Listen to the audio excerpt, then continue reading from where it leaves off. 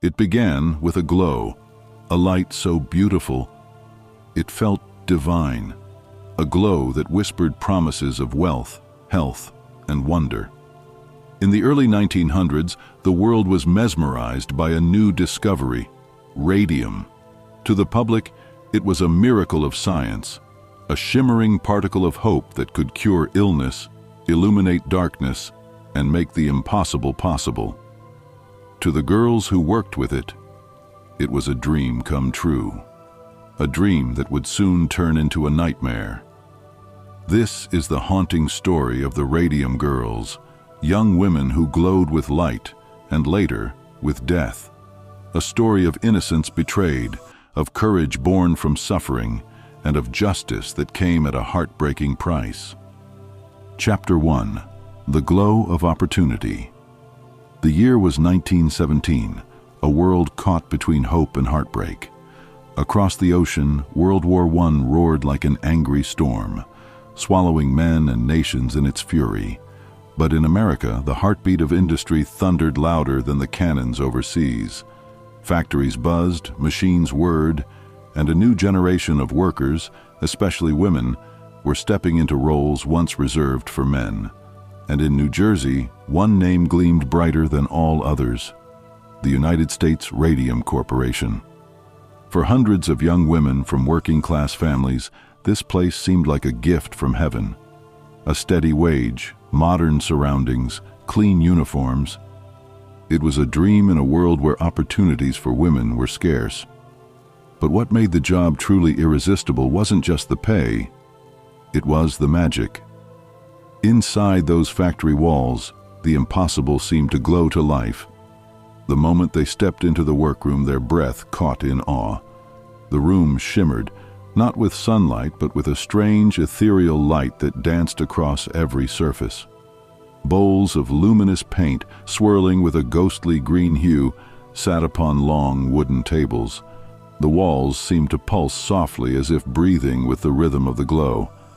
The air itself sparkled faintly, dust motes catching the eerie radiance, floating like fragments of starlight. The girls would glance at each other and laugh in disbelief. Was this real? Were they truly working with the element that scientists said came from the heart of the earth itself? They'd been told this substance, radium, was one of the greatest discoveries of the age. It was rare, beautiful, powerful, and completely safe. A single gram, they were told, cost more than gold. To the young painters, that fact alone filled them with pride. They weren't just factory workers, they were artisans of light, touching something divine. Some even joked as they dipped their fine brushes into the shimmering liquid, laughing, "We're practically working for Madame Curie herself." And in a way, they believed it. They felt like part of a great scientific revolution, helping illuminate the world one glowing number at a time. Each day, the girls worked with joy and confidence, their laughter echoing between the tables as they painted delicate numerals onto the faces of wristwatches and military instruments. Their hands moved with precision. Their smiles glowed with the same radiance that filled the room. When the shift ended and dusk fell, something truly enchanting happened. They'd step out into the night, and the world would stop to watch. Their hair sparkled, catching the moonlight. Their skin shimmered softly, as though dusted with stardust. Even the hems of their dresses carried a faint glowing mist. Children would whisper, pointing in awe, "Look, Mama, angels!" Neighbors smiled as they passed, astonished by the sight of these radiant young women drifting down the dark streets like living lanterns. They glowed from their fingertips to their cheeks, a soft, innocent halo that made them look untouchable, otherworldly, divine. And oh, how proud they were. To them, this wasn't work, it was wonder. They had become symbols of beauty, progress, and modern science. Girls who painted time itself with light. They didn't know that this same glow, the light that made them so proud, was already burrowing deep into their bones, quietly marking them for death. But in those early days, they couldn't see the danger, All they saw was opportunity, laughter, friendship, and the luminous dream of a better life.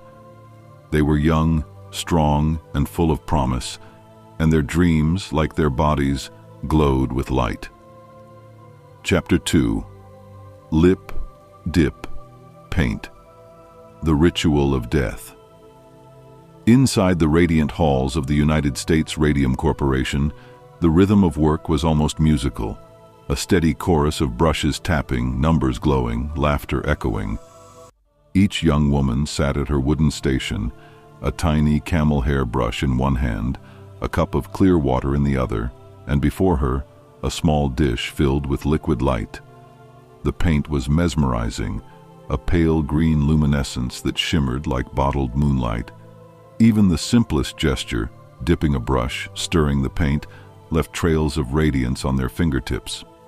The girls would giggle softly, their faces illuminated by the glow that clung to their skin. Their task was delicate and demanding. They painted the numbers and hands on watch dials so small that even a single hair's width could mean the difference between precision and error. These watches weren't just for vanity. They were for soldiers fighting in trenches across Europe who needed to read the time in total darkness. Every stroke of the girls' brushes was a contribution to the war effort, and that filled them with pride. But precision required perfection, and so their supervisors taught them a method that would soon become a ritual. It sounded harmless, even rhythmic, almost like a nursery rhyme. The phrase echoed through the room like a song of innocence, but beneath its melody was a silent death sentence. Each time they shaped their brush, the girls brought the glowing tip to their lips. They wet it, twisted it to a fine point, and went back to painting. Lip, dip, paint. Lip, dip, paint. Hundreds of times a day, thousands of times a week. With every repetition, a microscopic dose of radium slipped into their bodies, tiny specks of poison that nestled quietly in their bones. They didn't know. How could they? In laboratories across the country, scientists handled radium only with tongs, gloves, and lead shields. They knew its power and its danger. But the girls were told something entirely different. They were told that radium was harmless, that it was good for their health, that it brought energy and vitality to anyone who worked with it. And the girls believed them. They trusted their supervisors, their company, their country, and above all, they trusted science. At lunchtime, they'd laugh together, their hands glowing faintly as they ate sandwiches and apples. Bits of radium dust clung to their food, falling onto bread and fruit, unnoticed, invisible, deadly. Sometimes they'd paint their fingernails with the glowing paint, or dab a little on their teeth before heading home, a fun trick to make their smiles shine in the dark. And when the factory lights went out at the end of the day, their laughter would echo down the halls as their faces and dresses shimmered in the blackness. It felt like a fairy tale, as if they were made of stars. They never imagined that this beautiful glow, this symbol of youth and joy, was already slipping into their bloodstreams, binding itself to their bones, and preparing, silently, patiently, to destroy them from within. To them, the glow was a gift, but in truth, it was a curse disguised as light. Chapter 3. The First Signs of Pain. Months passed inside the glowing factory. The girls still painted, still laughed, still walked home shimmering like fireflies in the dark. They felt proud, proud to be helping their country, proud to be a part of something scientific, something modern. But beneath the beauty, their bodies had begun to change, quietly, invisibly, fatally. And then came the first toothache. Her name was Molly Magia. She was one of the brightest, kindest girls in the studio, known for her laughter that could fill a room and her warmth that comforted everyone around her. She had dreams, like all the others, dreams of a home, of love, of a better life beyond the war. But one ordinary morning, she felt a strange ache in her jaw, a dull, pulsing pain that refused to leave. At first, she thought little of it. Maybe a small cavity, she reasoned. She smiled through it, still painting, still laughing with her friends. But soon the ache deepened, spreading from one tooth to the next until her gums swelled red and tender.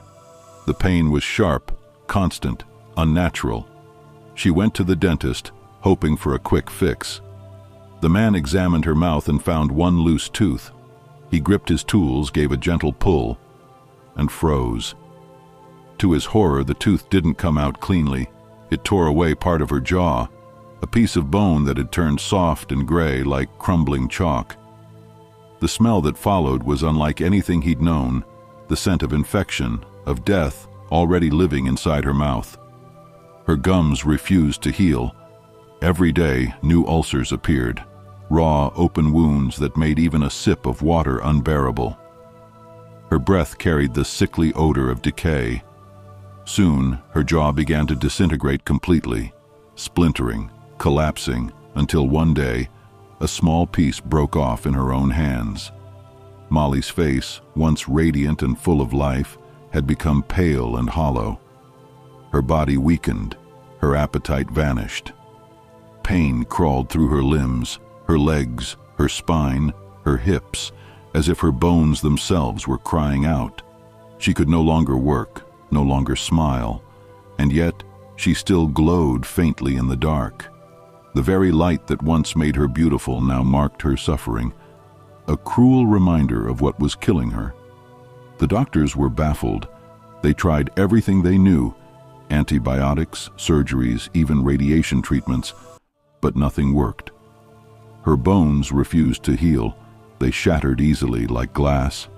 Her body was collapsing piece by piece, and soon she wasn't alone.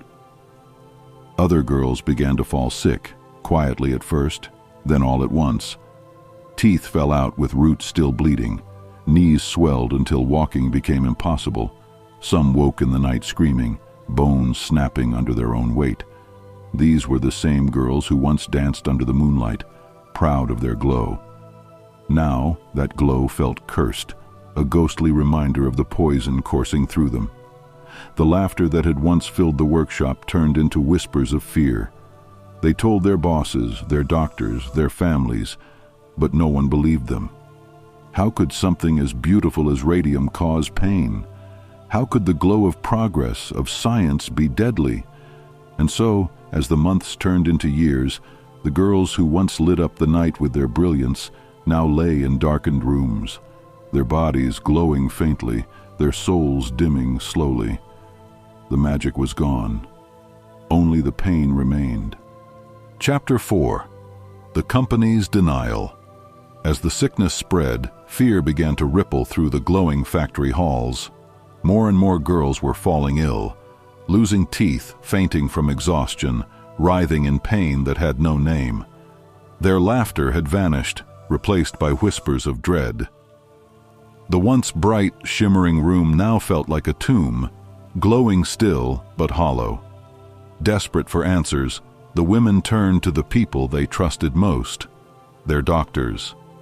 After all, these weren't strangers. They were company doctors, hired by the United States Radium Corporation, the same company that had promised safety, cleanliness, and a bright future. Surely they would help. Surely they would care. But the truth was far darker. The company had only one real priority: protect the business. The profits from radium were enormous. Their glowing watches had become a symbol of modern science, of America's progress, precision, and pride. And so the same hands that had once applauded these women's work now turned against them. The doctors, bound not by ethics but by corporate loyalty, examined the girls with cold detachment. They wrote reports filled with deception, and with every lie they told, another piece of humanity disappeared. They said it wasn't the radium. They said the girls had poor hygiene. They said they weren't careful enough, that they'd brought this upon themselves. And when the pain spread too far to deny, when the women's bones crumbled and their faces decayed, they accused them of something far worse. They told them they had syphilis. Imagine that humiliation. Young, innocent women, many barely in their 20s, accused of immorality and shame. Their names dragged through whispers and gossip, their families left in disbelief, all to protect a corporation's image, all to silence the truth. The girls had given everything, their time, their youth, their health, and now their reputation was being stripped from them too. They were dying, and yet somehow they were being blamed for it. Behind closed doors, the company executives already knew the truth. They weren't ignorant, they were complicit. Internal reports had reached their desks months before. Documents warned them radium was dangerous, deadly, even in small doses. Some reports even used the word poison. And yet they did nothing, or worse, they hid it. Inside their laboratories, the male scientists and managers took precautions the girls were never told about. They handled radium with lead aprons and long tongs. They stored it behind thick glass shields, careful not to breathe its dust. They knew its bite, its silent power. But for the girls? For the girls, there were no warnings, no masks, no protection. They were told to keep licking their brushes because precision mattered more than safety, because profit mattered more than lives. The hypocrisy was blinding. The men who profited from radium guarded themselves against it. The women who made them rich were left to die glowing in the dark. And as their bodies weakened and their cries went unanswered, the factory lights burned on, bright, proud, and pitiless, a monument to greed, to deception, and to the lives that were being quietly consumed by the very light they created. Chapter 5. The Silent Epidemic. By the mid-1920s, a terrible quiet had settled over the radium factories. The laughter that once echoed through the painting rooms was gone, replaced by coughs, by moans, by silence. One by one, the girls began to fade. What began as toothaches and swollen joints soon became something far more monstrous. Their bones, once strong and supple, began to fracture under their own weight. Girls who once twirled down the streets of New Jersey, glowing with pride and purpose, could now barely stand. Every step sent waves of agony through their bodies. Some had spines that curved and bent, their backs twisting painfully as their skeletons crumbled within. Their skin turned pale, not the gentle pallor of exhaustion, but the ashen gray of decay. Their lips split and bled. Their eyes, once full of laughter, dimmed with pain, and yet, in the darkness, they still glowed, faintly, eerily, ghostly reminders of the light that had once defined them. Even in death, they glowed. At night, grieving families would sit beside the beds of their dying daughters and watch in stunned disbelief as the faint green shimmer danced upon their faces. The glow that had once made them beautiful now marked them as cursed. Some called it a miracle, others a haunting. But everyone knew it was wrong. The sickness spread like wildfire through the ranks of dial painters. No one was safe. Hands that once held tiny brushes could no longer grasp a spoon. Mouths that once shaped brushes for perfection were now riddled with holes and sores. Legs shattered without warning. Jaws fell away completely. The horror was unrelenting and unstoppable. Some women coughed up blood until their lungs failed them. Others developed tumors that grew grotesquely large, lumps the size of grapefruits, pressing against their ribs, their necks, their thighs. The pain was constant, consuming, merciless, and through it all, the one question remained: why? Families were horrified. Mothers held their dying daughters, unable to understand how something so beautiful, something that glowed with life, could be killing them so cruelly. Doctors stood helpless, baffled by the mystery. They tried everything: surgeries, extractions, medicines, but nothing worked. The girls wasted away. and no treatment could slow the inevitable. And while homes filled with grief, the halls of the United States Radium Corporation remained silent. The machines kept running, the orders kept coming, the profits kept growing. Even as bodies were lowered into the earth, one after another, the company denied, deflected, ignored. They blamed the victims. They called the deaths unrelated, unconfirmed, unproven. And when scientists tried to uncover the truth, when brave men and women dared to speak out, they were silenced. Some were pressured to recant their findings. Others were fired, their reputations destroyed, their research buried beneath corporate power. Money spoke louder than truth. In a world that worshipped progress, the cries of the dying were drowned out by the sound of greed. The glow that once symbolized the future of science had become the dim light of 1,000 dying souls. And as the world turned away, the girls who had painted time itself were running out of their own. Chapter 6. The Fight for Justice. By 1927, the silence had become unbearable. Too many girls had suffered, too many graves had been filled, and still the company refused to take responsibility. But in that darkness, a few brave souls decided to rise. Their bodies were broken, but their spirits unshakable. 5 women stood against the might of a corporation that had killed them quietly for years. Their names deserve to be remembered, not just as victims, but as heroes. Grace Fryer, Edna Hussman, Catherine Schaub, Quinta MacDonald, Albina Larice. 5 women who chose truth over fear and justice over despair.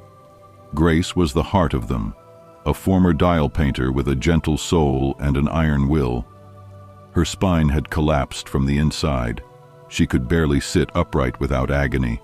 Her teeth were gone, her bones brittle, her body failing.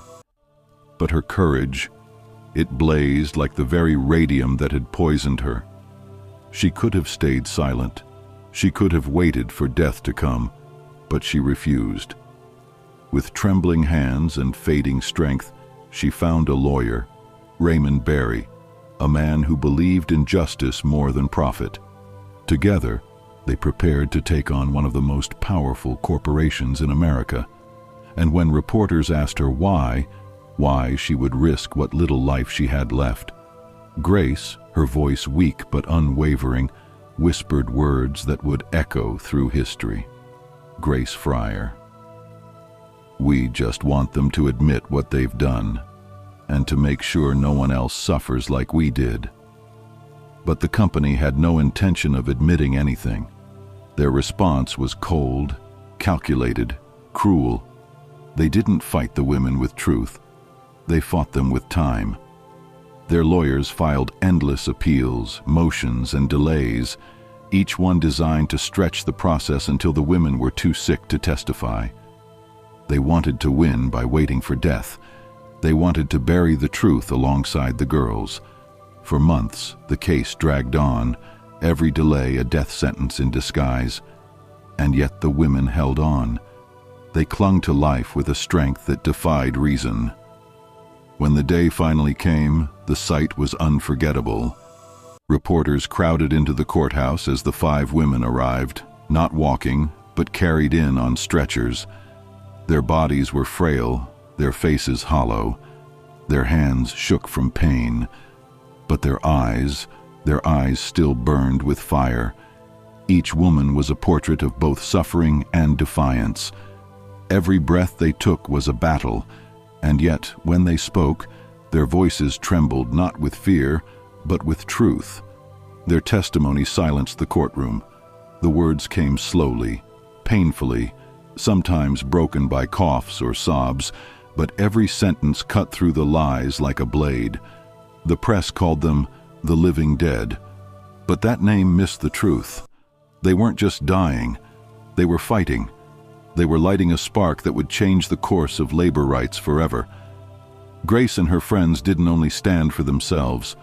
They stood for every worker who'd ever been lied to, every woman whose pain had been ignored, every life that had been deemed less valuable than profit. Their courage reignited something long forgotten, the conscience of a nation. People who once turned away began to listen. The headlines that once praised radium now screamed of corporate murder. The world could no longer ignore the glow, because now it burned not with wonder, but with justice. Chapter 7. The World Awakens. When the story of the Radium Girls reached the courtroom, it was no longer a quiet tragedy hidden behind factory walls. It had become something much larger, a symbol of truth against deception, of courage against corruption. And when the world finally heard their voices, it erupted. The press exploded with outrage. Headlines blazed across front pages. The women who glowed in the dark. Radium paint victims seek justice. The living dead speak out. America was shocked. People read about young women, once vibrant and beautiful, now skeletal, disfigured, dying, yet still glowing faintly in the dark. The glow that had once symbolized hope now exposed something rotten, the greed that had devoured innocence. Public sympathy poured in from across the country. Letters flooded the newspapers. Donations arrived from strangers who could not bear the injustice. And for the first time, the world saw the true cost of industrial progress, not in profit, but in pain. The case became a national scandal. Politicians spoke about it. Scientists debated it. Churches prayed for the girls whose bodies had become living tombs of light. No one could turn away anymore, not when photographs of Grace Fryer and her friends, pale, frail, but unbroken, appeared on every front page, not when people saw the human cost of greed printed in black and white. And finally, under the crushing weight of public outrage, the United States Radium Corporation broke. In 1928, they settled. Each woman received $10,000, a modest pension, and a promise of lifelong medical care. To many, it seemed small, far too little for the lives that had been destroyed. But to the Radium Girls, it wasn't just about the money. It was about acknowledgement. It was about truth. It was about finally being seen. The settlement couldn't heal their bodies. It couldn't give them back their youth, their beauty, their futures. Most of them would not live to see another decade. But what they achieved reached far beyond their own lives. Their case became a cornerstone of workers' rights, a foundation on which future generations would stand. For the first time in American history, companies could be held legally responsible for the safety of their employees. It was a victory carved from suffering, a law written in blood and bone. The Radium Girls had done what few could ever imagine. They turned their pain into power. They transformed their agony into a revolution that would echo through time. They may have been called the living dead, but in truth, they were the ones who kept the spirit of justice alive. Through their courage, the world learned that progress must never come at the cost of humanity. Even as their bodies failed, their voices rose, and those voices changed history. In courtrooms, in laboratories, in factories across the world, their legacy still glows, not with poison, but with light. A light born from truth, from sacrifice, from the courage of 5 women who refused to stay silent. They were the Radium Girls, and they didn't just glow in the dark. They lit the way for generations to come. Chapter 8. The Second Tragedy. Ottawa, Illinois. You'd think the world had learned its lesson. You'd think the pain, the lawsuits, the deaths, all those glowing graves, would have been enough to end it forever. But greed never dies so easily. It only hides, waiting for its next victim. Years later, hundreds of miles away, in a quiet town called Ottawa, Illinois, a new chapter of the same nightmare began. There, another company rose from the ashes of deceit. The Radium Dial Company. The name was different, but the poison was the same. Inside its clean white walls, young women once again took their seats at long wooden tables. Each was handed a tiny camel hair brush, a cup of water, and a dish of luminous paint. The paint shimmered like magic, pale, glowing, hypnotic. And once again, the supervisors smiled and said the same deadly lie. "Don't worry, girls. Radium is perfectly safe." The same lip-pointing technique returned, that innocent ritual of death. The girls wet their brushes with glowing paint, shaped the tip with their lips, and smiled as they worked. Their laughter filled the factory, echoing just as it had years before in New Jersey. No one told them that every stroke brought death closer. By night, they still found the glow beautiful. They painted their nails, their teeth, their cheeks, giggling as they danced under the dim light, unaware that their skin was already a canvas of decay. Then, it began again. The first aches, the first broken bones, the first teeth that fell without warning. The same horrors replayed like a cruel memory of the past. One by one, the girls of Ottawa grew sick. Their jaws rotted. Their bones turned to dust. Some coughed blood. Others collapsed under invisible pain that clawed through their bodies. In hospitals, doctors stared at X-rays and gasped. The women's bones glowed, faintly, eerily, from within. The poison had become part of them. Even in death, their graves shimmered softly in the night. The light they once thought was beauty had become a ghost that refused to fade. How could this happen again? How could the world allow the same cruelty, the same lies, the same slow murder?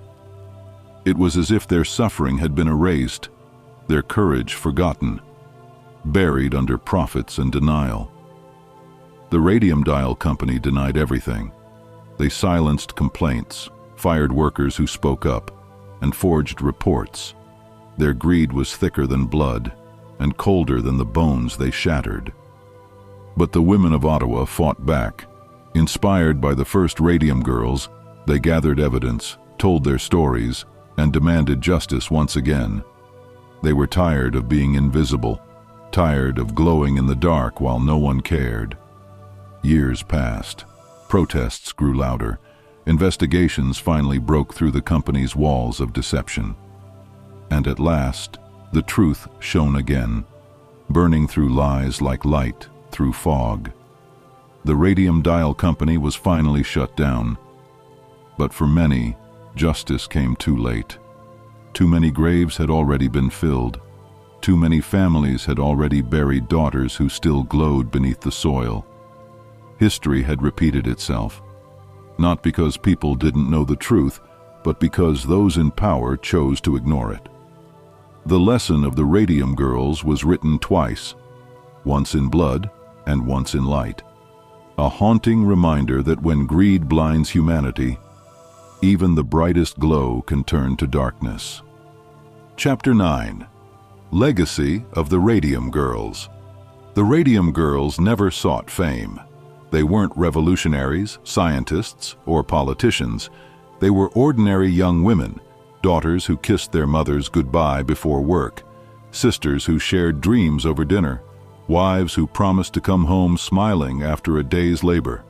They only wanted what every worker dreams of: a fair wage, a safe job, and a chance at a better life. But life had other plans. The very paint that made them glow with pride had poisoned their bodies from within. Yet even in their agony, when their bones ached, when their jaws crumbled, when hope seemed lost, they refused to be silent. Their courage, their voices, their unshakable will to seek justice changed the world forever. Because of them, the world finally opened its eyes.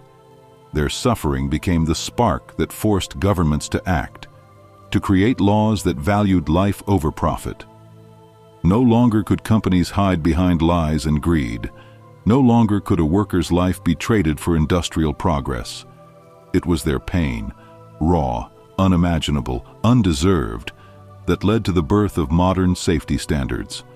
It was their story that shaped the very foundation of radiation research, teaching scientists the true danger of invisible light.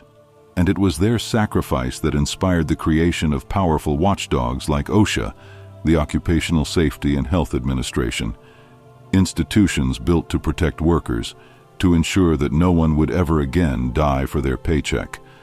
They did not live to see the full impact of their fight. Many passed away long before the world spoke their names with reverence, but their legacy endured, written in the laws that safeguard every factory, every lab, every workplace today. These women, once dismissed, once humiliated, once glowing in the darkness, became beacons of light for all humanity. Their glow did not fade in death. It transformed from deadly radiance into the light of truth, justice, and remembrance. The Radium Girls forced America and the entire world to confront the true price of progress. They taught us that innovation means nothing without humanity, that profit is hollow when built on the suffering of the innocent, and that courage, true courage, shines brightest when the night is darkest. Their story is not just one of tragedy, it is one of strength, justice, and everlasting light. Even now, more than a century later, when you see the glow of a dial, a screen, or a city skyline, remember the women who glowed first, the women who gave their light so the world could finally see.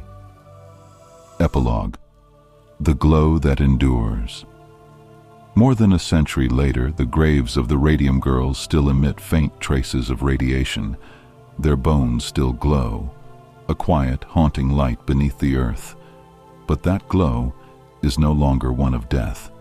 It's a light of memory, of justice, of courage. They were women who turned suffering into strength, silence into voice, and tragedy into change. The Radium Girls may have been destroyed by the element they trusted, but in their courage, they became eternal. They glowed not because of radium, but because of the fire of truth that no darkness could ever extinguish.